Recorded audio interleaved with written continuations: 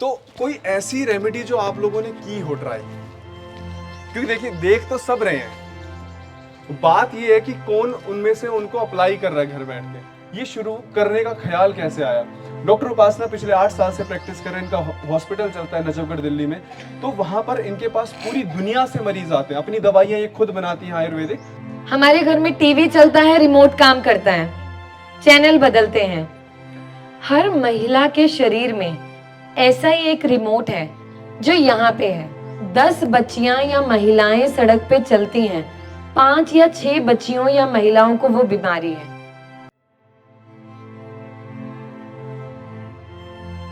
तो कोई ऐसी रेमेडी जो आप लोगों ने की हो ट्राई, क्योंकि देखिए देख तो सब रहे हैं, बात ये है कि कौन उनमें से उनको अप्लाई कर रहा है घर बैठ के।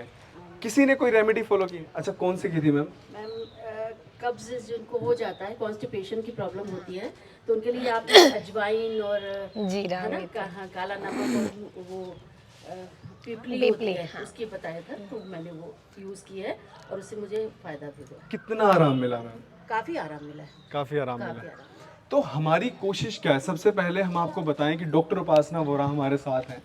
इनका खुद का अपना अस्पताल है नजफगढ़ दिल्ली में, और एक मुहिम इन्होंने चलाई, मिशन जुगनू, कि जगह जगह जाकर महिलाओं को जो उनकी बीमारियां हैं उनके बारे में इन्होंने बताना शुरू किया, फ्री में कंसल्टेशन देनी शुरू की। उसके साथ में वहाँ पर पैड्स बांटने शुरू किए। हमारी जो एक ख्वाब संस्था है डॉक्टर उपासना वोरा की, इसमें पिछले 1 साल में हमने 2.5 लाख पैड बांटे थे, लेकिन जो इस बार का मिशन है सिर्फ 1 महीने के अंदर 2 लाख पैड बांटे जाएंगे। पिछले 8 दिन से हम लोग चले हुए हैं, आगरा, कानपुर, लखनऊ हम पूरा कवर कर चुके हैं। इसके बाद हम पहुंचे प्रयागराज में, इसके बाद बनारस जाएंगे, उसके बाद बिहार में पटना, पटना से हम कई सारी जगहों को कवर करने वाले हैं। उसके बाद आते हुए गोरखपुर, अयोध्या और उसके बाद बरेली। तो हम ये सारी जगह कवर कर रहे हैं, और इसका मोटिव सिर्फ ये है कि आपकी किचन में बहुत सारे ऐसे सामान हैं जिनसे आप अपनी बीमारियों को, मैं ये नहीं कहूँगा ठीक कर सकते हैं, पर आपको राहत मिल सकती है। हम ना एक जगह गए थे, तो उन्होंने 2-3 सवाल है बस, उसके बाद डॉक्टर उपासना शुरू करेंगे। उन्होंने ये पूछा कि आप ना एक बार इस मोहल्ले में आ जाते, हम ना इतनी धूप है आ नहीं पाएंगे। मैंने कहा कमाल की बात है, वीडियो बना, ये देखिए कि 700 किलोमीटर से हम ट्रैवल करके आ रहे हैं, आप 700 मीटर नहीं कर पा रहे हैं। हम जगह जगह पर जाते हैं ना, तो लोग ये कहते हैं आप इस मोहल्ले में भी आ जाइए, मतलब हम थोड़ा सा भी नहीं कर पा रहे हैं। अपने पीछे सब कुछ परिवार छोड़ के आना, अपना काम छोड़ के आना इस मिशन के लिए। अच्छा, इसके पीछे एक सवाल सबके मन में आता होगा कि भैया ये करने से फायदा क्या हो रहा है? ये शुरू करने का ख्याल कैसे आया? डॉक्टर उपासना पिछले 8 साल से प्रैक्टिस कर रहे हैं, इनका हॉस्पिटल चलता है नजफगढ़ दिल्ली में। तो वहां पर इनके पास पूरी दुनिया से मरीज आते हैं, अपनी दवाइयां ये खुद बनाती हैं आयुर्वेदिक, कोई थर्ड पार्टी पे काम नहीं करती। पूरी दुनिया से, मैं बात नहीं कर रहा सिर्फ देश से, पूरी दुनिया से मरीज आते हैं। तो इन्होंने देखा कि जो मध्यम वर्ग है और जो वीवीआईपी क्लास है, वो तो मुझ तक आकर अपनी बीमारियों के बारे में बात कर पा रहा है, लेकिन बहुत से ऐसे गांव हैं हमारे देश में जो हमारे तक नहीं पहुंच पा रहे हैं। इन बीमारियों के बारे में कैसे उन तक ये इन्फॉर्मेशन पहुंचाई जाए? तो हमने डेटा देखना शुरू किया कि हमारे देश में 6.5 लाख गांव हैं। मैंने कहा इतनी तो हमें पता नहीं कि शायद उम्र भी होगी अगर एक दिन में एक गांव हम कवर करेंगे। तो हमने सोचा कुछ मेन सिटीज के आसपास के एरियाज को कवर करें, ताकि वहां से यूट्यूब, फेसबुक के माध्यम से इन्फॉर्मेशन पहुंच पाए।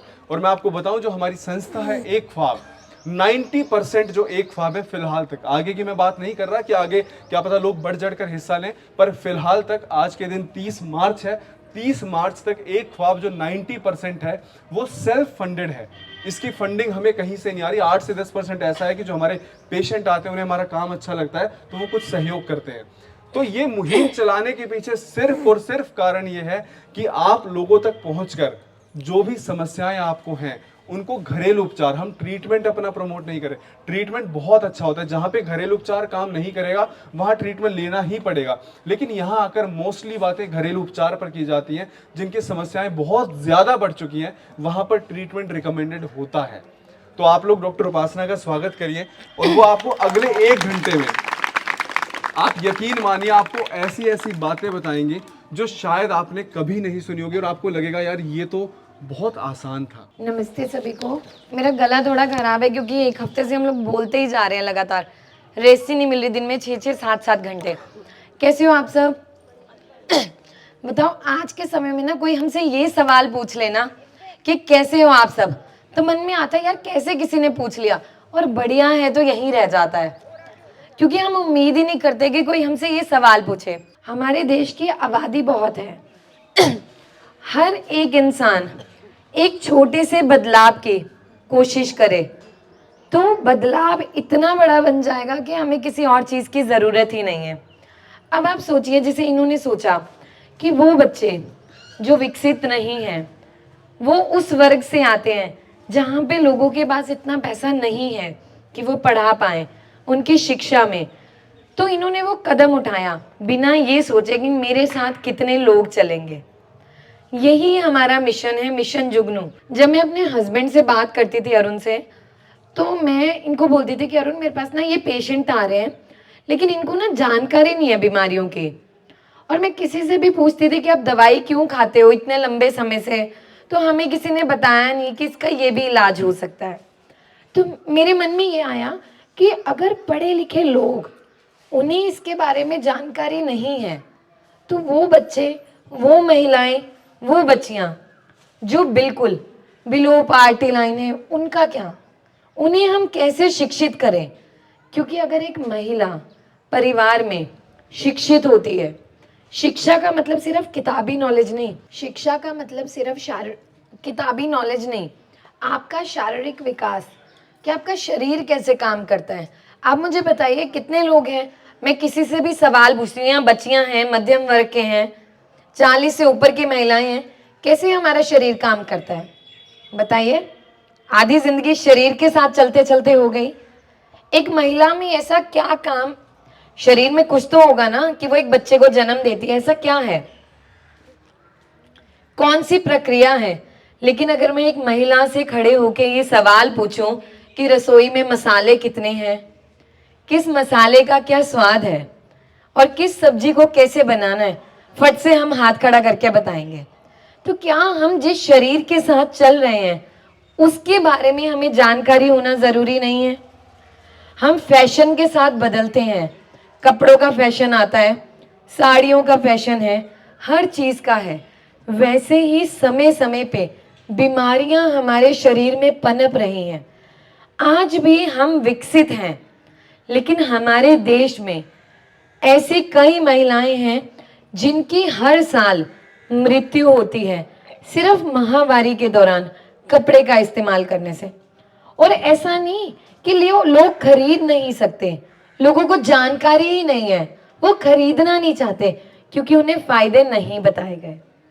आप बताइए, और देखिए जो भी अभी मैं आपको समझाऊंगी, आप लोग, मैं एक चीज बताऊं, आप 10 सवाल पूछिए।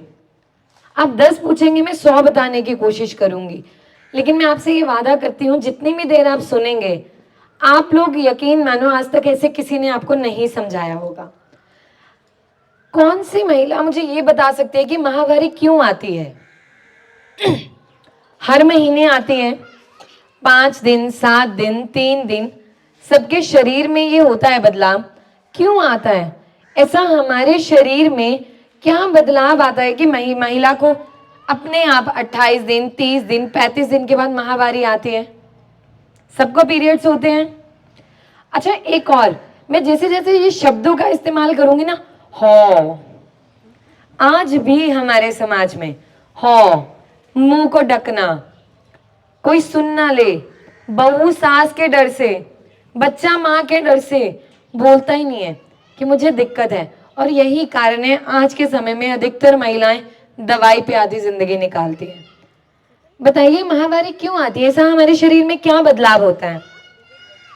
और देखिए, अगर माँ बाप को नहीं पता, वो बच्चों को कैसे बताएंगे?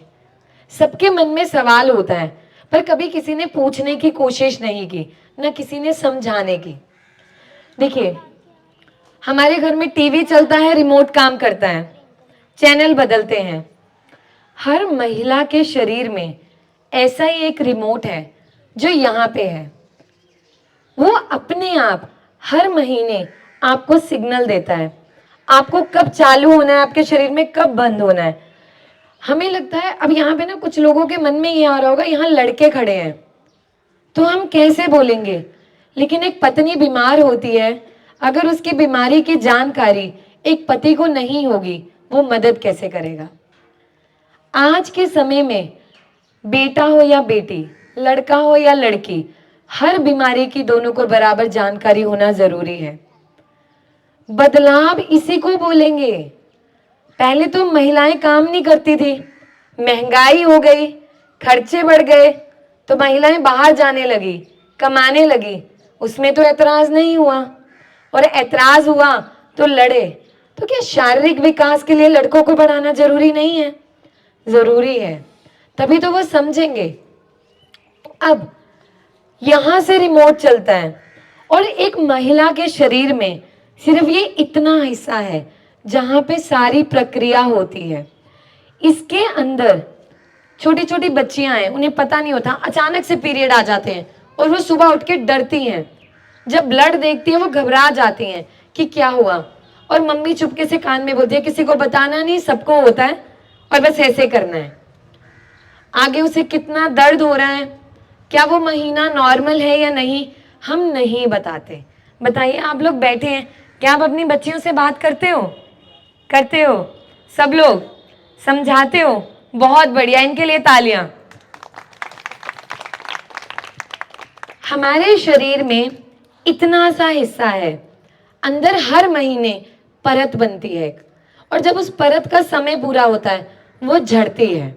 जब वो झड़ती है तो हर महिला को महीना आता है, लेकिन अगर वो परत बनने की प्रक्रिया सही समय पर नहीं हो रही या उसकी मोटाई निर्धारित जितनी है उतनी नहीं बन रही, तो महिलाओं में माहवारी में समस्या आती है।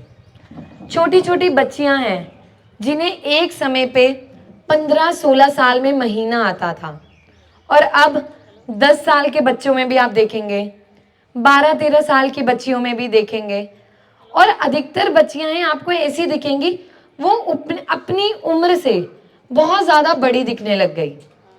उनके शरीर में मोटापा है, चेहरे पे बहुत सारे बाल हैं, चिड़चिड़ापन है, हर छोटी छोटी बात पे गुस्सा है। क्यों? गांव में तो महिलाओं को पता ही नहीं है। आज सुबह हम एक गांव में गए, पंचायत में, वहां एक बच्ची मेरे सामने खड़ी थी। मैंने उसे बुलाया, मैंने कहा बेटा तुझे ये होता है? कहती हाँ होता है, लेकिन उसकी मम्मी ने कहा मुझे लगा कि ऐसे ये थोड़ी मोटी हो रही है। तो अगर नॉलेज होगा तभी तो आप बताओगे। तो इस समय एक बीमारी महिलाओं में बहुत अधिक फैल रही है, उसका नाम है पीसीओडी। 10 बच्चियां या महिलाएं सड़क पे चलती हैं, 5 या 6 बच्चियों या महिलाओं को वो बीमारी है। होता क्या है, माहवारी समय पे नहीं आती, समय पे आती है तो खुल के नहीं आती, दाग लग रहे हैं बच्चियों में। अगर आ रही है 2-2, 3-3 महीने बाद आती है, कोई समय फिक्स नहीं है, और धीरे धीरे करके शरीर में मोटापा, बालों का झड़ना, महिलाओं में झाइयाँ, बहुत सारी चीज़ें बदलाव होने लगती हैं। अब मुझे बताइए, देखिए खुल के बोला है, कितने लोग यहाँ ऐसे हैं जिन्हें महीने में दिक्कत है या महीना समय पे नहीं आता, दिन चढ़ते हैं या आगे पीछे आता है? शर्म नहीं करनी। वो कहावत है ना, जिन्हें कितनी शर्म उधे फुट्टे करम, वो फैक्ट है। क्योंकि देखो आज आपके पास मौका है अपनी प्रॉब्लम को बताने का। बताइए, कोई ऐसा हो ही नहीं सकता, यहाँ इतनी लेडीज बैठी हैं कि किसी को दिक्कत ना हो, कोई भी ऐसा बोलेंगे नहीं हम आपको है, तो घबराना नहीं है। रो क्यों रहे हो? बेटा रोना नहीं है, तभी तो हम सबको शिक्षित कर रहे हैं। अच्छा देखो, जो अभी मैंने बताया आपको पता था? नहीं पता था ना, आप किसी को बताते नहीं थे, तो क्या हो गया? बहुत लोगों को होता है, यहाँ 10 बच्चियां होंगी, किसी ना किसी को होगा, तो ये ठीक हो जाएगा, इसमें रोना क्यों है? बताओ। अच्छा मुझे बताओ, क्या दिक्कत होती है आपको? मंथली प्रॉब्लम होती है, क्या प्रॉब्लम होती है उसमें? समय समय पे नहीं आता है, ठीक है। और कितना गैप हो जाता है आपको? जैसे 1 महीना आ गया, उसके बाद ऐसा होता है कि 2-3 महीने नहीं आ रहा होता है आपको। बाल झड़ते हैं आपके? अब झड़ने लगे हैं, ठीक है। और जब आता है तो टाइम से खुद से आ जाता है या कोई दवाई लेते हो? दवाई नहीं लेते।